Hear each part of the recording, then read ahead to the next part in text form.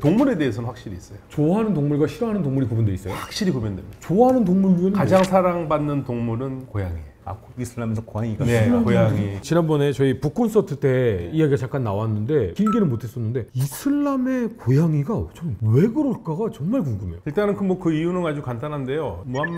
예언자 무함마드가 고양이를 좋아했어요. 그래서 어느 정도로 좋아했냐면 이 고양이가 팔에 자고 있잖아요. 자기 팔을 베고 자고 있는데 예배를 가야 돼요. 그럼 어떻게 했겠습니까? 예배 가야죠. 이슬람인들한테 예배는 굉장히 중요하잖아요. 깨우지 않기 위해서 옷을 잘라요. 와. 그런 기록이 있어요. 고양이를 키우는데 고양이에 밥을 안 주거나 그래서 뭐 죽게 만들거나 힘들게 만드는 여정이 있다면 그건 지옥 간다고 그랬어요. 고양이를 제대로 안 하면 지옥 가요? 예, 지옥 가요. 그리고 무슬림들 같은 경우에는 깨끗하고 더러운 거에 대한 구분이 확실하거든요. 예를 들면 내가 예배를 하기 전에 씻어야 되거든요. 씻는데 내 씻으려고 하는 물을 강아지가 이렇게 먹었다. 그럼 그 물로 안 됩니다. 개는 싫어해요? 개는 안 돼요. 그럼 개는 불결한 동물이에요. 근데 고양이가 먹었다. 아무 문제 없어요. 왜 그래요? 고양이는 깨끗한 동물이에요. 그 기준이 있는 건가요? 그냥 예언자가 사랑했고 무함마드가 싫어했군요. 개는. 그러니까 무함마드가 싫어한 거는 모르겠는데요. 개는 자체는 애완견을 키우질 않아요. 개는 사냥이라든지 뭐 집을 지키거나 뭐 이런 거는 하는데 집에서는 못 키우는데 고양이만큼은 키우고요. 그럼 이슬람에서는 반려견이란 개념이 없어요? 반려견이라는 개념 없죠. 와, 그렇군요. 예, 집안에서 안 키웁니다. 그러면 지금도 그 이슬람 문화권을 가면 집에서 개 키우는 집이 별로 없어요. 네, 거의 없어요. 근데 어디서 개를 많이 보시면 튀르키예 가면 개들이 많죠. 집에들 안 키우고 마을에 되게 많거든요. 근데 시청에서 음식은 주는데 집에서 키우진 않아요. 이집트 같은 경우도 길 강아지들이 진짜 많아요. 그리고 길 고양이들이 또 되게 많은데 이게 이제 한국의 길 고양이들하고 이집트의 길 고양이들하고 차이가 있어요. 왜냐면 한국의 길 고양이들은 절대로 사람이랑 교감을 하지 않으려고 하잖아요. 이집트의 길 고양이들은 되게 쉽게 교감이 돼요. 사람들이 먹을 걸 많이 줘서. 그러니까 사람들과 관계에 익숙하기도 하고 이거는 사실은 그냥 제 가설인데 아마 기후 때문이 아닐까.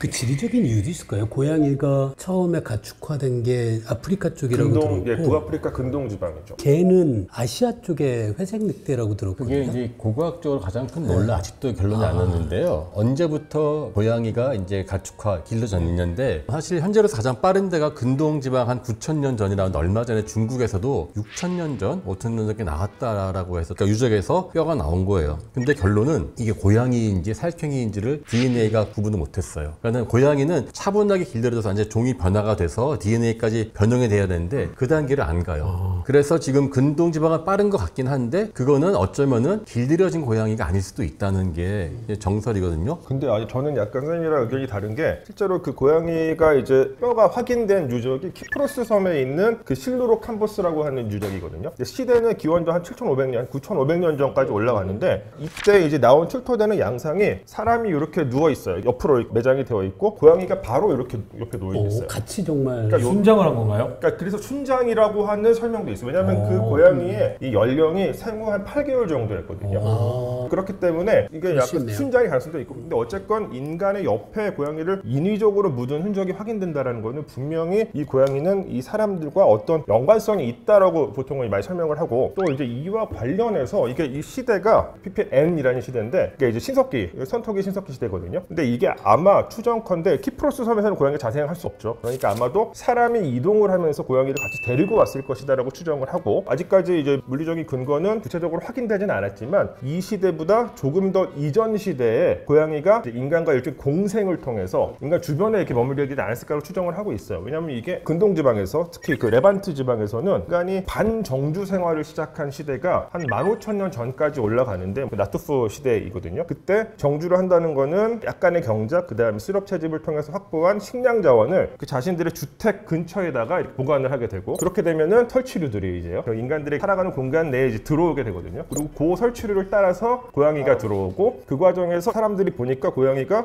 자신들의 식량을 공격하는 설치류를 잡아주는구나. 또 고양이가 뱀도 잡거든요. 그런 모습들을 보고 아마도 인간들이 고양이한테 무엇인가 친절을 베풀기 시작했고 그리고 고양이들 역시 그 상황 속에서 약간 적응을 하면서 인간 곁에서 머물게 된 게 아닐까. 키프로스 설이 맞는데 논쟁이 너무 많아가지고 예컨대 생물과학 하시는 분들한테는 그게 고양이가 나왔다는 게 고양이과가 나왔지 그게 야생 야생고양인지 아니면 완전히 집고양이가 되었는지는 밝혀낼 수 없다가 똑같은 현상이 중국도 있었어요. 그러니까 이거는 고양이가 잠깐 살았는데 옆에 살아도 길들여지지가 않는 상태로 왔다 갔다 반복하는 거죠. 지금도 그런 설이 있죠. 고양이가 주인이라고 인식을 안 한다. 그렇죠. 두 분 말씀하시는 거 상물학적으로 보면은요. 그러니까 우리가 가축화한 동물을 전 세계적으로 보면 딱 정해져 있잖아요. 고기로 먹는 동물 정해져 있고 그 이유는 늑대는 절대 가축이 안 되잖아요. 어떤 것들은 너무 야생성이 강해서 그런 것도 있고 어떤 거는 가둬 키우면 스트레스 때문에 죽는 것도 있고 고양이는 상물학적으로 보면 그 약간 중간쯤 된다고 볼 수 있는 게 지금 말씀하신 것처럼 자연스럽게 인간의 무리로 왔고 근데 개 같은 경우는 와서 완전히 우리가 정말 길을 들여서 가축화했다고 말할 수 있는데 고양이는 아까 공생이란 말 쓰셨거든요. 얘는 얘대로 왔는데 사람이 쫓지는 않았어요. 왜냐면 놔둬라 그냥. 얘도 왔는데 그다지 나쁘지 않았어요. 쥐잡아먹고. 네, 그러니까 이것이 완전히 인간이 가축화했다고 하기에는 조금 완벽하지가 않은 거예요. 그게 이제 고양이 개 차이가 참 재미있는 게 강아지 같은 경우는 이제 15,000년 전부터 아니면 심지어 네안데르탈 때부터 나와요. 그러니까 늑대를 순화했는데 근데 이게 그 늑대가 현재 개조상이 아니라는 거죠. 지금 기술 나가는데 결국은 그걸 실험을 해서 밝혀냈거든요. 벨야에프라고 러시아 노보시비리스크에서 은요를 시험했는데 이 사람이 20년 만에 완전히 그냥 약간 쉽게 말하면 이제 늑대는 자기 내재되어 있는 것이죠. 길들여질 수 있는 습성이. 그에 반해서 고양이는 이게 고양이과에는 그런 습성이 없기 때문에 계속 공생을 하면서 서로 왔다 갔다 하는 것이 아니라 결국은 인간이 길들여졌다라고 봤는데 어쩌면은 반대일 수 있어요. 그 각각의 동물들 내재되어 있는 특수성 인간과 상호작용을 한 것이지 인간이 일방적으로 한 건 아닌 것 같다는 게 들어요. 저는 이대로는 못 있겠습니다. 제가 우리 김흥빈 교수님께 여쭤보겠습니다. 이거 한동안 많은 사람들이 이렇게 얘기를 했었고 진짜라고 저도 그냥 알고 있던 상식 중에요. 고양이 털은 사람 폐로 들어가는데 개 털은 안 들어간다. 고양이 바이러스는 사람한테 옮겨서 애 키울 때 키우면 안 되는데 개는 키워도 된다. 이런 말 있잖아요. 참 처음 듣는 얘기고요.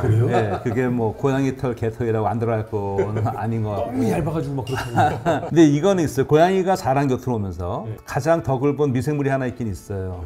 톡소포자충이라고 미생물인데요. 고양이가 최종 숙주예요. 그러니까 기생체들은 중간 숙주와 최종 숙주가 있거든요. 최종 숙주는 거기 들어가서 번식이 일어나는 곳이 최종 숙주고요. 중간 숙주는 거길 가기 위해서 거쳐가는 곳이에요. 근데 중간 숙주로 대표적인 게 설치류예요. 예, 쥐 같은 거. 근데 딱 쥐가 이 톡소포자충이 감염이 되면 얘가 고양이를 안 무서워해요. 덤벼요? 고양이한테 다가가요. 뇌를 조종당하는 거예요, 얘한테.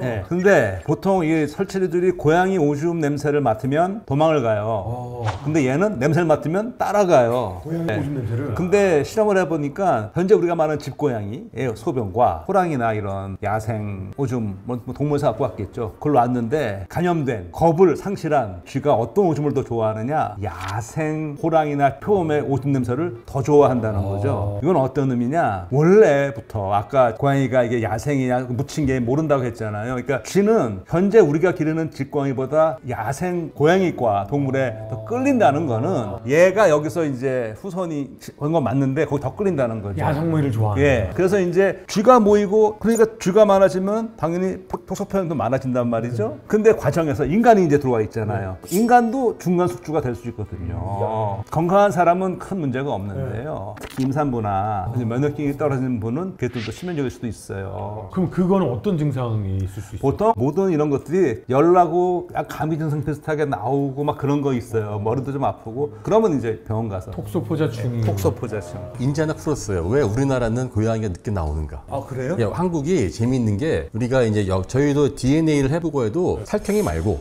고양이 자체 나오는 건 너무 늦어요. 그래서 역사 기록으로는 우리가 고려시대 때 왜 절에서 승려들이 식량 때문에 쥐를 막기 위해서 고양이를 키웠다. 저는 미스테리가 약 3,000년 전에 한국이 이제 쌀농사를 하지 않습니까? 쌀농사를 짓는다는 건 정말 거대한 도박 1년을 다 거는 거기 때문에 또 겨울에 식량 보존하는 건 그거는 집단의 생명 자주자거든요. 식량의 보호를 위해서는 설치류로부터 해야 돼요. 분명 고양이 있어야 되는데 고양이뼈가 안 나와요. 저희 아무리 퍼도 안 나와요. 그래서 이건 저희가 아마도 그러한 살쾡이를 키웠다가 프로죽을 반복했을 것이다는 식으로 이제 설명을 했는데 그렇게 할 수밖에 없겠네요. 일부러 이렇게 길들이면은 그때부터는 쥐를 안 잡으니까. 쥐가 안 쫓아가니까. 예. 그러니까는 일부러 같이는 살되 먹이는 주지 않는다. 반려묘가 되는 순간 토소포자층들이 싫어하는 반려묘가 되니까. 그러니까 실제로 가야 우리나라 보면 토기에도요 지붕 위에 이렇게 고양이가 있는 그러한 토기가 있어요. 그러니까는 그때부터 이미 널리 있었을 텐데 일부러 그렇게 길들여지지 않은. 그 지금 이제 과학적 약간 상상이 된 것 같은데요. 제가 말씀드린 거는 상대적으로 이 쥐가 감염된 쥐가 야생 고양이과 동물의 소변을 더 좋아한다는 뜻은 생물학적으로 얘가 그러니까 아주 먼 옛날부터 이 톡소푸자층은 얘네를 조정해 왔구나. 그걸 좀 말하는 거고요. 다른 이유도 생각할 수 있을 것 같거든요. 야생 상황의 고양이 종과 네. 그다음에 우리가 함께 사는 고양이 종이 있을 때 톡소포자충의 입장에선 활동 반경이 더 넓은 숙주를 감염시키는 게 자기가 생존할 때 유리하지 않을까요? 그건 이제 우리가 그렇게 해석할 수가 있는데 이 미생물이 그런 걸 의도하는 건 아니고요. 원래 얘가 의도했던 그 숙주는 야생이었고 그리고 이제 고양이는 상대적으로 최근에 온 건데 이것도 소변 냄새라는 것이 사실 어떤 걸 먹냐에 따라서 조금 다르겠죠. 달라질 수 있기 때문에 그러니까 이 실험에서 알 수 있는 거는 원래 이 톡소포자충이 쥐를 이렇게 하는 거로 봐서는 아주 먼 옛날부터 그 야생의 냄새를 좋아하는 거예요. 근데 그 그게 미생물에 따라서 그런 동물의 생각이나 이런 것들이 변하게 만들 수 있는 거잖아요. 예, 숙주를 조정하는 미생물은 있습니다. 근데 김은규 씨 그러면 우리 인간도 미생물에 의해서 어떤 그런 것들이 조금은 변할 수도 있을 거잖아요. 혹시 계속해서 빵을 먹고 싶게 만드는 그런 미생물이 있을 수도 있을까요? 지금 놀라운 건 저 접시가 2접시째라는 거예요. 저만 조금 줘요. 근데 빵 먹는 건 아니지만 그 얘기는 들었어요. 우리가 감기나 독감에 걸렸을 때 기침을 하는 게 그것도 어쩌면 바이러스가 우리 뇌를 조정해서 계속 뱉어내게. 전파를 더 넓은 범위에 하고 우리는 그런 어쨌든 얘기도 있고. 해로운 걸 밖으로 내보내고자 하는 이제 그런 건데 그거를 이제 해석을 해보게 되면 진짜 이 작용을 통해서 밖으로 많이 나가니까 퍼져나가게 되겠죠. LSD가 맥각균. 네, 맥각균 사실 저도 이제 재미있는 게 저희가 인간의 역사가 또한 종교의 역사이기도 한데요. 어떻게든 계속 환각을 계속 유지시킨다는 거. 요즘에 알코올이 되게 쉽게 작용을 시키지만 옛날에는 그래서 그거를 그러한 환각 버섯이라든지 미생물들을 많이 이용했을 거라고. 그러니까 저희는 증거가 별로 없으니까 그럴 가능성도 좀 궁금했어요. 그러니까 맥각균 먹고 이제 광란의 춤 추고 그런 게 비슷한 게 미생물 감염으로도 그 비슷한 춤을 추는 게 있어요. 비슷한 좀 다른 거거든요. 그래서 그 중세에 그런 거를 찾아가 보게 되면 독소의 그런 환각 물질에 의한 것이 있고 세균 감염으로 뇌 감염이 돼서 그렇게 경우가 있고. 무슬림들이 고양이를 키우면요 그 중동 지역에 모래가 많으니까 그걸로 오줌 똥개 그 깔고 있고. 아마 그래서 아무튼 고양이를 좋아하는 이유는요. 예언자가 좋아하기도 했지만 일단 기본적으로 고양이는 깨끗한 동물이에요. 그리고 깨끗한 동물을 치는 게 예를 들면은 양, 예를 들면은 똥이 더럽다고 생각하잖아요. 근데 양똥들은 괜찮습니다. 예? 양똥들은 괜찮아요. 양똥은 괜찮다고요? 예. 세상에 괜찮은 똥이 있다고요? 그럼요. 저기 유라시에서 모아놓고 그거 가지고 겨울 나는데요. 그럼요. 유목민들 그거 다 수거해서 이렇게 쌓아놓으면서 흐뭇하십니다. 야 이제 오래 그거 문제 없구나 이러면서. 그래서 아마도 무슬림 사이에서 가장 사랑받는 동물은 양과 고양이. 근데 고양이 얘기하니까 우리 마지막으로 우리 김범준 교수님께 제 질문 하나 드리는데 이건 진짜 날카롭게 대답을 해주셨으면 좋겠어요. 고양이는 어디에서 떨어져도 안 죽는다. 물리의 법칙을 무시하는 것 같은 느낌 있지 않습니까? 통계 물리학적으로 고양이는 말이 안 되는 동물 아닙니까? 고양이가 갖고 있는 여러 특성 중에 엄청난 민첩성 그리고 이 관절 부위가 굉장히 부드러워서 충격을 잘 흡수하고 그런 건 잘 알려져 있고요. 지금 말씀하신 거에 관계돼서 물리학자들은 거의 100년 넘게 고민하기 위한 문제가 하나 있긴 있어요. 고양이는 내 발을 잡고 놓으면 떨어지는 도중에 몸을 회전해서 발부터 땅에 닿거든요. 이게 언뜻 생각하면 물리학의 가군동량 보존 법칙을 위배해요. 허공에서는 디딜 곳이 없는 거잖아요. 허공에서는 한번 해보시면 이렇게 몸을 왼쪽으로 돌리면 상체를 돌리면 하체는 반대쪽으로 돌거든요. 그래서 다시 땅에 닿으려고 다시 팔을 아래쪽으로 한다고 해서 이게 될 수가 없어요. 이제 그게 왜 그런 일이 있는지를 이제 물리학자들이 제 생각에 100년 이상 고민하다가 이제는 알고는 있어요. 이게 가군동량 보존 법칙을 위배하는 것은 아니다.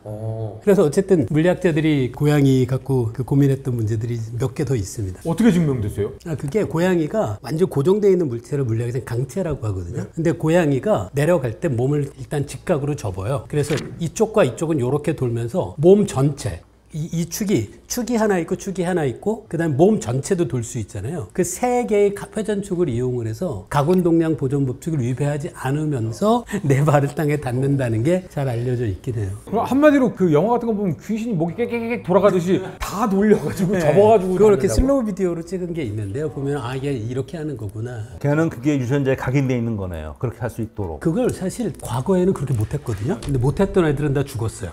그런 걸 갖고 있는 아이만 살아나요. 그게 유전에 각인되었는지는 모르겠죠. 근데 고양이 관계에 대해서 그 아까 우리가 고양이는 인간에게 잘 길지 않았다라는 얘기를 좀 한 것 같은데 그게 아니라는 한 가지 특성이 있어요. 그게 동물들을 앞에다가 두고 우리가 손가락으로 어떤 대상을 가리킬 때 손가락을 보지 않고 대상을 보는 것 그게 사실 굉장히 큰 능력이거든요. 근데 그게 늑대 그 능력이 없어요. 근데 집에서 우리가 기르는 강아지 그 능력이 있고요.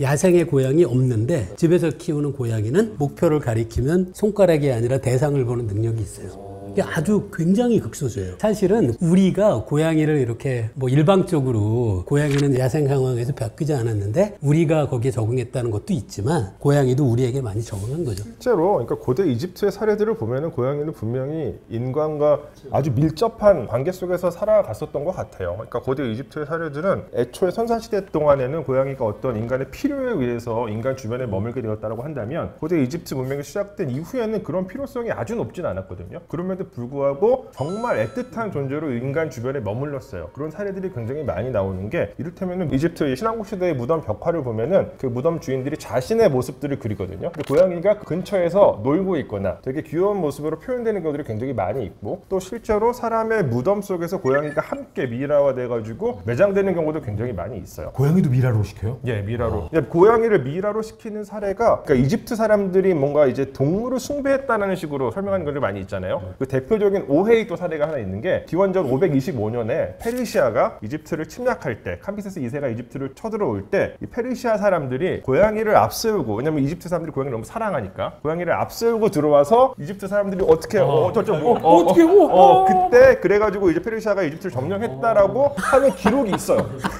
그건 심하다 그 정도면. 근데 그 인질들을 앞에 이렇게 세운 것처럼. 그런 거죠. 서기 2세기에 그 폴리아이누스라고 하는 마케도니아 출신의 어떤 군인 출신의 작가가 쓴 기록에서만 확인이 돼요. 근데 교차 검증은 전혀 안 되고 심지어는 그 당시에 펠루시움 전투가 벌어졌었던 지역을 그 전투가 벌어진 직후에 방문해서 답사했었던 헤로도토스 같은 경우도 이 사례를 언급하지 않거든요. 이거는 아마도 그냥 고대 이집트인들이 고양이를 좋아하는 그 습성을 그냥 이야기화시킨 것이다라고 저는 생각을 하고 있어요. 고양이를 미라로 만들 정도면 왜 우리나라도 약간 고양이 영물이라고 여기는 경향이 있잖아요. 그럼 혹시 이집트에서도 단순히 좋아하는 걸 넘어서 영물이다 그런 게 있어서 그랬나요? 그러니까 이게 항상 이제 오해가 되는 게 고대 이집트인들이 동물 숭배를 했다라고 말하는 경우들이 많이 있거든요. 근데 이거는 정확하진 않아요. 이집트에서 고양이 모습을 한 고양이의 속성을 지니고 있는 신들이 등장하는 거는 굉장히 이른 시기예요. 그러니까 초기 왕조 시대 때, 그러니까 대략 한 기원전 3100년경부터 한 기원전 2900년 사이에 마페데트나 혹은 바스테트 같은 바스테트가 제일 유명한 여신이죠. 고양이 여신이 등장하는데 그렇다고 해서 고대 이집트인들이 고양이라는 동물 그 자체로 숭배한 건 아니에요. 고양이가 지니고 있는 어떤 속성을 신과 연관지은 것이지 고양이 자체 그 동물 고양이 있는데 이걸 신으로 섬기고 그런 건 아니고 다만 그냥 고양이를 아주 사랑했었던 것으로 보인다. 그 고양이를 미이라로 만든 것도 고양이 자체 사후세계를 위해서라기보단 주인이 가게 되는 사후세계에 주인이 좋아했던 고양이랑 함께 살기를 바라는 그런 성격이겠네요. 고양이 미라도 두 가지 차원이 있는데 그 말씀하신 것처럼 그 죽은 사람이 아끼던 고양이를 함께 그냥 이제 매장을 한 것들이 있고 또 하나는 아까 말씀드렸던 고양이 모습을 하고 있는 신들한테 제물로 바치기 그럴 위해서 수도 있겠군요. 예, 그런 식으로 미라를 만든 고양이 경우도 있어요. 미라도 고전이 잘 돼 있습니까? 고전이 잘 되어 있는 경우도 있고요. 이게 뭐 인간사는 다 비슷비슷한 것 중에 하나가 분명히 이제 고양이 미라로 만들었어요. 근데 이거를 엑스레이나 CT 촬영을 해보면 그 안에 비어 있는 경우도 있어요. 아 가짜예요? 가짜 되게 많습니다. 갑자기 궁금한데요. 그 맨들맨들 고양이가 스핑크스 고양이 아니에요? 근데 털없는 애. 예, 맞아요. 근데 그거는 이집트랑 관련이 없어요. 그러니까 상관이 없군요. 사실 제가 정확한 연대는 기억이 안 나는데 아마 20세기 들어와서 혹은 19세기 후반일 텐데 저쪽 북미 지역에서 생겨난 돌연변이종인데 왜 스핑크스 고양이라고 불러요? 그거는 잘 모르겠어요. 웃기네. 고양이 하면 최고는 페르시아 고양이에요. 그건 페르시아에서 나온 거예요? 예, 페르시아 원산지죠. 그러면 그 무함마드가 800에 해준 고양이가 페르시아 고양이에요? 그 고양이는 잘 모르겠어요. 그렇게 유명한 고양인데 안 남았어요? 무함마드는 페르시아 아니잖아요. 아랍이잖아요. 그러니까 무함마드 고양이는 무이사라고 그러는데 그게 어떤 고양이인지는 잘 모르겠고 근데 우리 전통적으로 보면은 가장 귀족적인 고양이는 페르시아 고양이입니다. 지금도 굉장히 비쌉니다. 그게 약간 발끝에가 까맣고 네, 그러니까 털도 딱 보면 그냥 기품이 있어요. 알겠습니다. 저희가 우리 김범신 교수님의 주장에 따르면 이제는 고양이도 목표를 손가락으로 가르치면 목표를 바라보는 능력이 있다고 합니다. 저희가 항상 목표를 바라보는 우리 구독자 여러분들이 되셨으면 우리 모두가 행복하고 즐거운 공부가 되지 않을까 싶습니다. 오늘 모두 수고 많으셨습니다. 감사합니다. 감사합니다.